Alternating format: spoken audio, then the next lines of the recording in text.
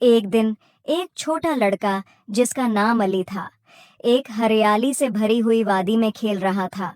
खेलते खेलते उसे जमीन में धंसा हुआ एक पुराना खजाने का संदूक नजर आया। लड़के की आंखों में हैरत थी।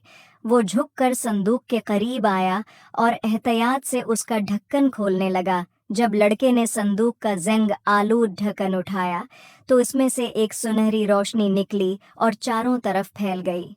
लड़का हैरत और तजस्सुस से भर गया और उसकी आंखों में हैरत की चमक थी। वादी में एक जादुई चमक फैल गई और हवा में चमकती हुई ज़रात तैरने लगे।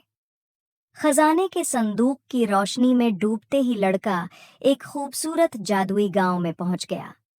इस गांव में रंग बरंगे घर थे और गलियों में हर तरफ खुशबू फैली हुई थी। लड़के की आंखों में हैरानी और मसरत की झलक थी।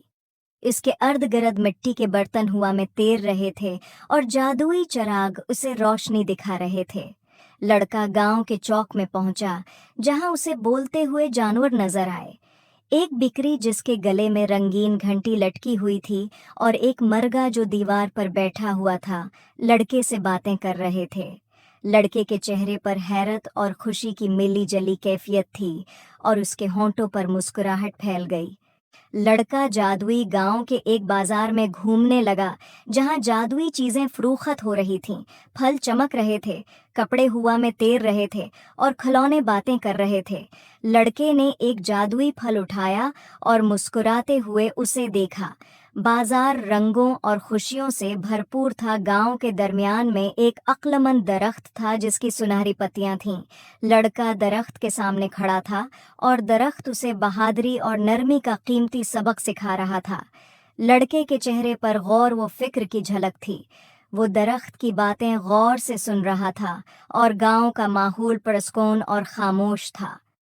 आखिरकार लड़का वापस इसी वादी में पहुंच गया जहां वो खेल रहा था। खजाने का संदूक अभी भी चमक रहा था।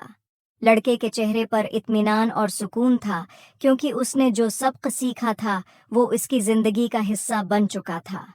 वो आहिस्ता से संदूक बंद करता है और उफ़क़ की तरफ देखकर मुस्कुराता है। अब वो नए अज़्म के साथ अपनी जिंदगी का सफर आगे बढ़ाने को तैयार है।